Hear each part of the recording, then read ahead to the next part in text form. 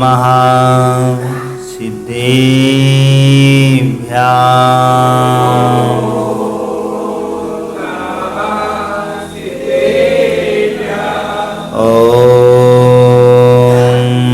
नमः सिद्धेभ्याम्।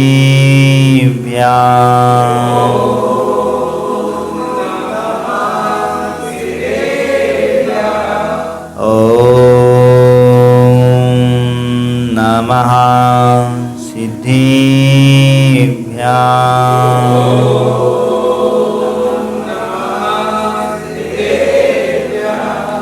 बलदेव महादेव खजरण श्री चिंतामणि पार्श्वनाथ भगवान की, शासन नायक महावीर भगवान की, चारित्र चक्रवर्ती प्रथमाचार्य श्री शांति सागर जी महाराज की, आचार्य भगवान श्री वीर सागर जी महाराज की, आचार्य गुरुदेव श्री धर्म सागर जी महाराज की, आचार्य गुरुदेव श्री फूल सागर जी महाराज की, द्वादशांग जिनवाणी माता की।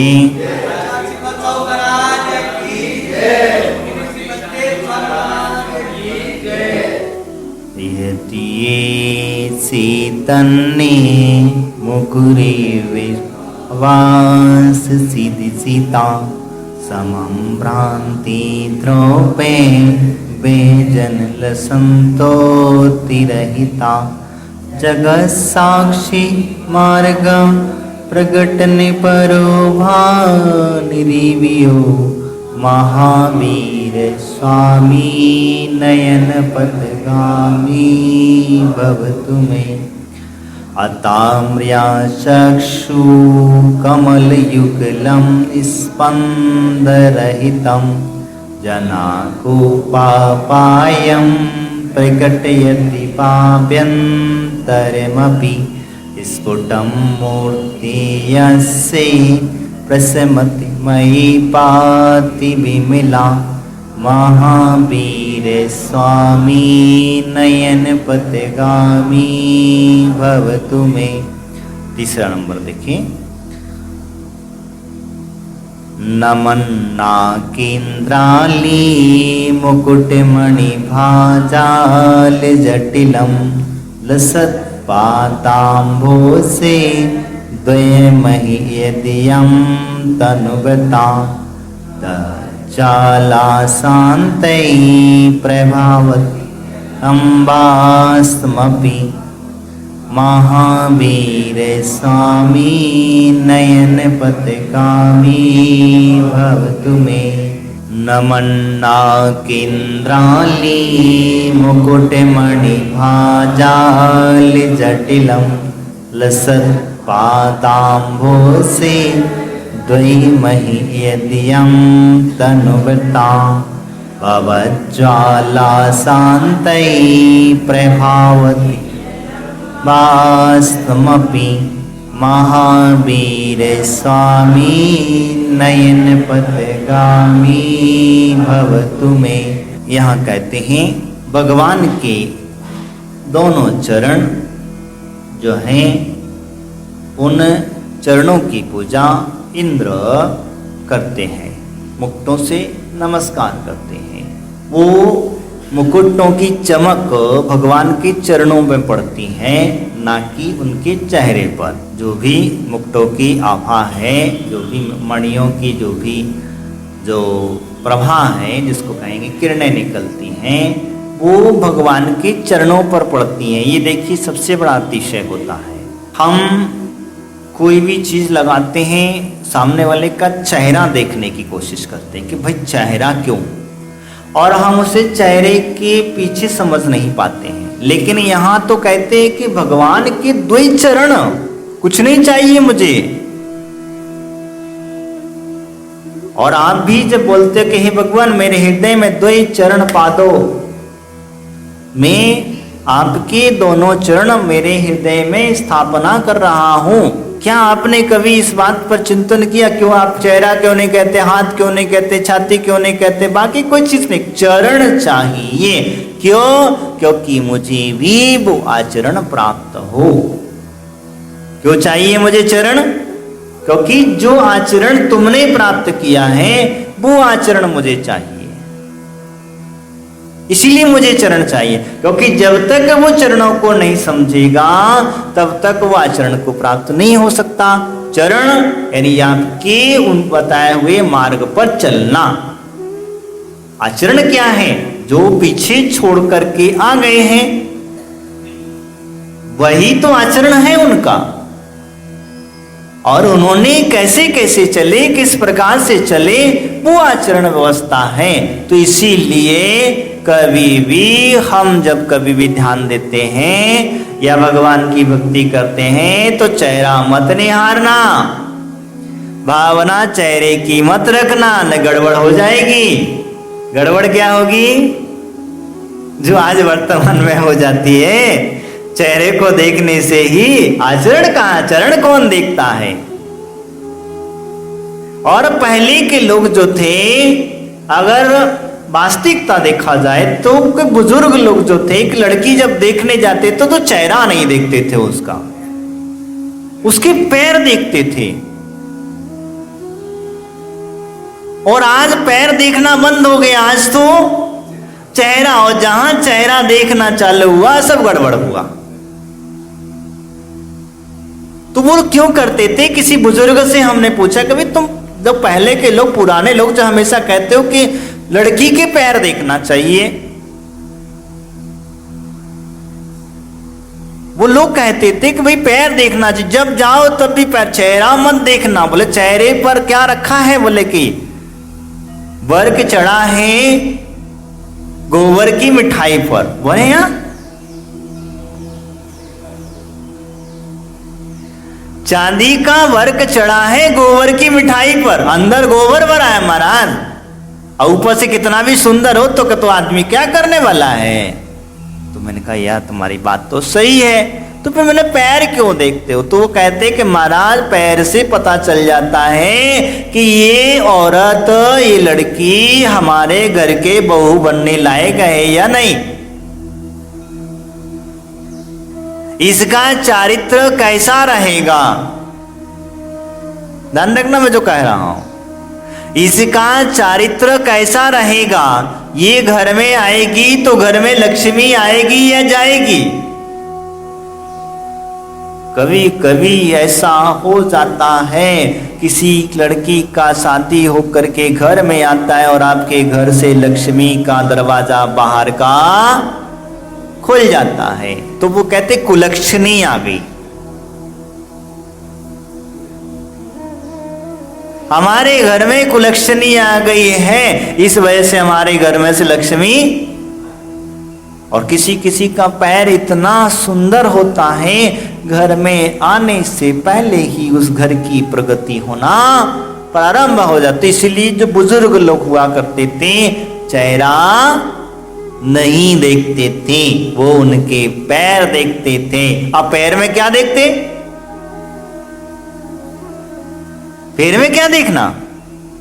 सभी के पैर समान है, एक जैसे तो हैं, कोई कम ज्यादा कोई थोड़ी ना है। ए भैया है, ध्यान रखो, हम भूल गए। आप किसी चमार के पास जाओगे, बूढ़े चमार के पास जाओगे तो आपका जूता देख करके कह देगा कि आप कौन हो, कितने भी सूट बूट पहन के चले जाना। आपकी परिस्थिति क्या सही जानकार होगा तो, अभी के वर्तमान की बात नहीं कर रहा मैं मोचियों की। दर्जी के पास जाओगे, टेलर के पास जाओगे, वो आपके वस्त्रों को देख करके बता देगा कि आपकी स्थिति क्या है।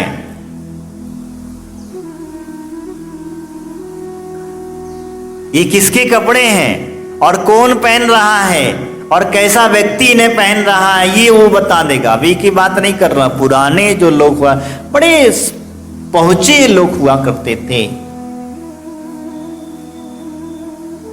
वो लोग समझ जाते थे कि राजा के कपड़े हैं, प्रजा के कपड़े, मंत्री के कपड़े हैं, संतरी के कपड़े, किसके कपड़े हैं और कैसे बनाना, ये चीज समझ, बोलने की जरूरत नहीं पड़ती थी उनको।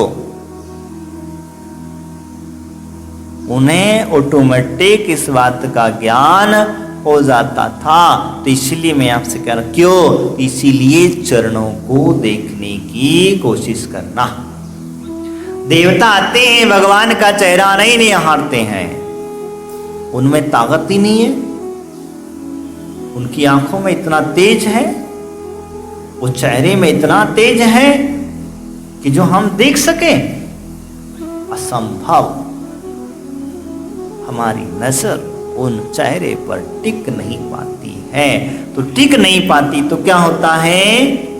तो कहते हैं चरण में लगा देते हैं। वो बस भगवान आपके चरणों में हमने अपनी दृष्टि लगा दी है, बस कुछ नहीं चाहिए, आपके चरण मिल गए, बाकी की सारी दुनिया की चीज मिल गई। क्योंकि जहां चेहरा मिला, नजर से नजर मिली, वहीं विस्फोट हुआ। इसीलिए कभी भी, और हम तो हमेशा कहते हैं कि भगवान के नजरों से नजरें अपनी कभी नहीं मिलाना। ये वास्तविकता सब इंसान की निशानी है। जब कभी हम बड़े लोगों से बात करते हैं, हमसे जो श्रेष्ठ हैं, उन लोगों से, ज्ञान में बड़ा है, कोई तप में बड़ा है, उन लोगों से बात करते हैं, तो हमेशा अपनी नजरें व्यक्ति नीची रखता है। ऐसा नहीं उनकी नजरों से नजरें डाल करके, आंख में आंख डाल करके बात करता है। और आंख में आंख डाल करके बात करने का मतलब आपके अंदर में विनयता खत्म हो गई। वो व्यक्ति डालता है। जो व्यक्ति आंख में आंख डाल करके बात करता है, तो समझ लेना उसके अंदर में भय है, नहीं है, निर्भय है। उसी के अंदर भी वास्तविकता, उसके अंदर के गुणों को पहचाना जाता है। इसीलिए वो लोग, पुराने लोग जो हैं, इन शास्त्रों, निमित्त शास्त्रों को समझ करके कह दिया करते थे कि वास्तविकता में ये स्थिति है। तो यहां भी वही कह रहे हैं कि भगवान के चरणों में नतमस्तक होते हुए देवियों के इंद्र और देव गणाते हैं। उनके इंद्रों के जो है पंक्ति सहित मुकुटबद्ध जो मुकुटमणि हैं, वो प्रभा पुंज से व्याप्त सुशोभित, जिन मुकुटमणि के स्मरण किए गए वह हैं दोनों चरण भी इस जगत में संसारी जीवों के लिए, संसार ज्वाला की शांति के लिए जल के समान समर्थ है। वास्तविकता में यही चीज उन्होंने कह दिया, यानी कि भगवान के जो चरण है वो देवों के द्वारा पूजनीय है। कितने देव? अब आप समझ लीजिए, भगवान जो होते हैं वो हमेशा 100 इंद्रों से बंधित है। कितने? अब 100 इंद्र कौन से लगाए? वैंतर, भवनवासी, ज्योतिषी, कल्पवासी और मनुष्य और त्रियंच। मनुष्यों का चक्रवर्ती, त्रियंचों का सिर, सिंह जो होता है, शेर जिसको कहते हैं, वो त्रियंचों का राजा है। त्रियंचों का राजा शेर है और मनुष्यों में चक्रवर्ती श्रेष्ठ होता है। यानी कि मनुष्य की तरफ से मनुष्यों का इंद्र चक्रवर्ती हुआ करता है। इस प्रकार से भगवान जो है इन 100 इंद्र हो जाते हैं, सब मिला करके 100 हो जाते हैं। और इन 100 इंद्रों से भगवान के चरण कमल बंदित है, एक दो से नहीं। और ये जब भगवान की वंदना करते हैं तभी वो अरिहंत का जय घोष होता है। ये वर्तमान स्थिति को देखते हुए शिष्ट हैं, बड़े हैं।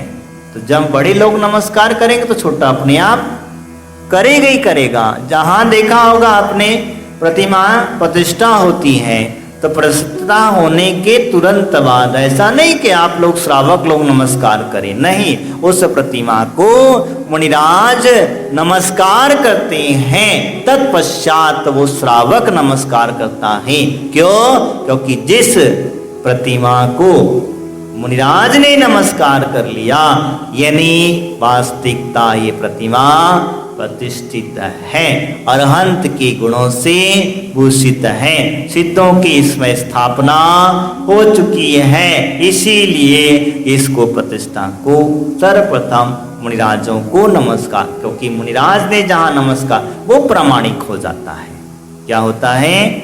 प्रमाण बन जाता है। और वैसे भी वास्तविकता कहा जाता है कि 100 साल तक अगर कोई व्यक्ति उस प्रतिष्ठा मूर्ति की प्रतिष्ठा ना भी कर सके और पूजा करते रहे तो वो अपने आप प्रतिष्ठित हो जाती है। तो इसीलिए मैं आपसे जो चर्चा कर रहा था, यानी नमन करते हुए कौन? स्वर्गों के देवों के इंद्रपति पंक्तिबद्ध, ऐसा नहीं है एक एक करके नमस्कार कर रहा, एक साथ सारे देव भगवान को नमस्कार कर रहे हैं, पंक्तिबद्ध नमस्कार कर रहे हैं। क्यों? क्योंकि उनके जो मुकुट के अंदर जो मणि लगी हुई है वो आभा कहाँ जाएगी?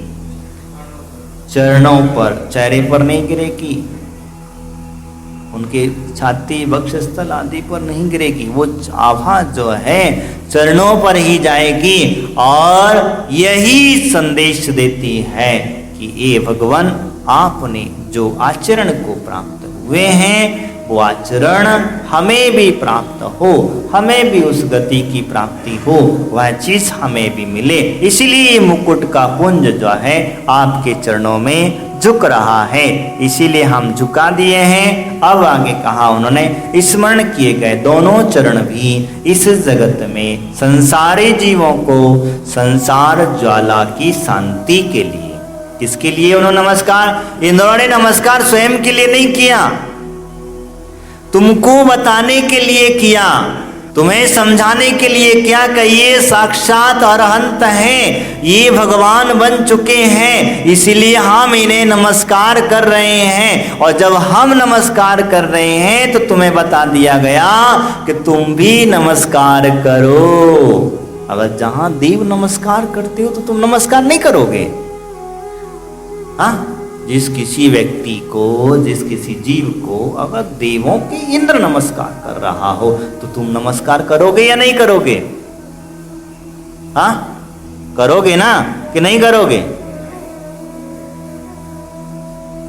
जिस जीव को चक्रवर्ती नमस्कार कर रहा हो, चक्रवर्ती घोषित कर रहा हो कि ये अरहंत हैं, ये तीर्थंकर हैं, इनकी भक्ति पूजा करने से पुण्य का संचय होता है, कर्मों का क्षय करने में सहायक होते हैं, तो हमें नमस्कार करना कि नहीं करना? कल जैसे हमारे अशोक जी ने जो पूछा था कि नमस्कार जो व्यवस्था के जो जान करके, एक शब्द जो उन्होंने कहा था, भूल रहे हैं वो लाइन को, जान करके मतलब जान करके ही भगवान को नमस्कार आदि करना चाहिए कि हाँ ये तीर्थंकर हैं। मार्ग को समझे, मार्ग को जाने और फिर नमस्कार करें, ये बात वास्तविकता सत्य है। तो जान करके जब नमस्कार करना है तो कैसे जानेंगे? और एक बिना जाने नमस्कार कर रहा है। अब जैसे सौदर्मिंद्र ने नमस्कार कर लिया तो ऑटोमेटिक नमस्कार, तुमने तो जाना नहीं कि तीर्थंकर है या नहीं है, तुमने तो पहचाना नहीं, परीक्षा करी नहीं, करी क्या परीक्षा? हाँ, तो हमारे अंदर कैपेसिटी नहीं है, लेकिन वास्तव हमारी श्रद्धा क्या है, हमारा विश्वास क्या है? गुरु जो कहते हैं, जो बताते हैं वो सत्य मार्ग विश्वास है। दूसरा, हमें माँ जिनवाणी में जो लिखा है, जैसा लिखा है, हमें उस पर विश्वास है। तीसरा, हमारे तीर्थंकरों की जो आज्ञा है, जैसा उन्होंने कहा है, हमें उन पर विश्वास है। तो जब उन पर विश्वास है तो सब कुछ विश्वास खत्म, बाकी की हमें जानने की जरूरत नहीं है, क्योंकि जब उन्होंने जान लिया तो मुझे जानने की क्या जरूरत है? मैं अपना टाइम खोटी क्यों करूं? जो से मैं तो पीछे पीछे चल जाऊंगा तो अपने आप पार हो जाऊंगा। और अगर जानते बैठूंगा, पढ़ूंगा, समझूंगा, सब जान करे यार नमस्कार करना, जब तक तो इतनी देर में तो वो बाहर निकल जाएगा। जैसे मशहूर मन्नू आदि जो कहे गए हैं वो सप्तऋषि विधि क्षेत्र के हैं, और इसीलिए खास करके लोग पूजा करते हैं, रोगमारी आदि के लिए उनकी भक्ति अधिक करते हैं लोग। तो मैं जो चर्चा कर रहा था, हम जिस किसी की भी चरण वंदना करते हैं, हम उनका चेहरा नहीं देखते, हम उनका शरीर की सुंदरता नहीं देखते, हम उनके कैसे हैं, क्या है क्या नहीं है वो नहीं देखते, हम तो भावना भाते हैं कि हे प्रभु आपके चरण ही हमारे टिक जाएं। क्योंकि मेरी दृष्टि, सबसे बड़ी बात है, मेरी दृष्टि आपके चरणों पर भी टिक जाए तो मैं अपना भाग्य समझता हूं। क्योंकि चेहरे का तेज तो मैं नहीं सहन कर सकता हूं, उस तेज के आगे सूर्य भी फीका है। और हंतों का जो तेज होता है, इसीलिए तो भावमंडल लगाया गया, जिसके पीछे जो भावमंडल लगा है उसमें 3 भाव नजर आते हैं। वैसे तो 7 भाव कहा गया है, लेकिन 3 भाव हमारे विशेष करके दिख जाते हैं। इसमें तो 3 भाव हमारे नजर आते हैं। भविष्य में तुम क्या थे, वर्तमान में क्या हो, और भूतकाल में क्या होगे। ये तुम्हारे भाव उसके अंदर में नजर आ जाते हैं। वो भावमंडल का तेज, यानी भगवान का जो तेज है, वो जो पीछे लगा हुआ उस रोकने वाला, वो तेज को कम करने के लिए। क्योंकि तुम देख के भावमंडल को देखोगे कैसे, भगवान के चेहरे को देखने का इतना तेज हमारा सामर्थ्य है कहां, इतना सामर्थ्य हमारे अंदर में नहीं है कि हमारी आंखें उस तेज को सहन कर सकें। क्योंकि कई सूर्यों का प्रकाश भी फीका पड़ जाता है। समुद्र के अंदर में कभी आपने देखा, विचार किया, कोई सूर्य की किरणें भी एक फटक जाए, दिन रात का पता ही नहीं चलता। तो ये किसका प्रकाश है, वो किसका प्रभाव है, भगवान के तेज का प्रभाव है। उनके तेज के प्रभाव से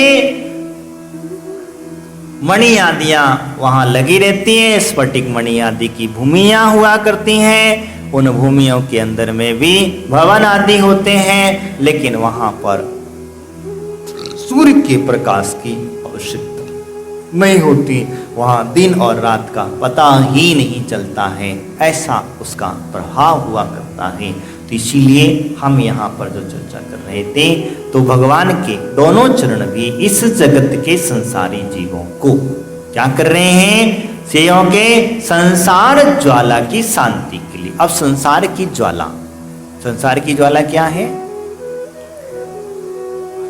संसार की ज्वाला क्या है, जो राग देश लगा हुआ है, क्रोध मान माया लोभ आदि जो भी कहेंगे ये तो ठीक है, ये संसार के, लेकिन जन्म मरण की ज्वाला मेन समझना, संसार आपका संसार वही है जहां आप बार बार जन्म और मरण ले रहे हो। जन्म मरण आपका बार बार हो रहा है, आप बार बार जल रहे हो, वो ज्वाला पकड़ना। जल रहे ना बार बार, हर बार जलते हो, जन्म लेते हो, जन्म के बाद मरण होता है, ऐसे ही चले जाते हो, बिना धर्म के चले जाते हो, बिना भक्ति के चले जाते हो, बिना मुनिराजों को आहार दान आदि के वजह से चले जाते हो, तो क्या होता है भाई, संसार तुम्हारा बढ़ता रहता। तो उस ज्वाला को कम करने के लिए भगवान का मार्ग ही श्रेष्ठ है, वही बताया हुआ। तो इस जगत में संसारी जीवों को संसार रूपी ज्वाला की शांति के लिए, आपका जो संसार दीर्घ संसार बढ़ रहा है, क्योंकि आप जो जल रहे हो उसे मिटाने के लिए, शांति के लिए जल के समान है। क्या है, भगवान के चरण जल के समान कह दिया,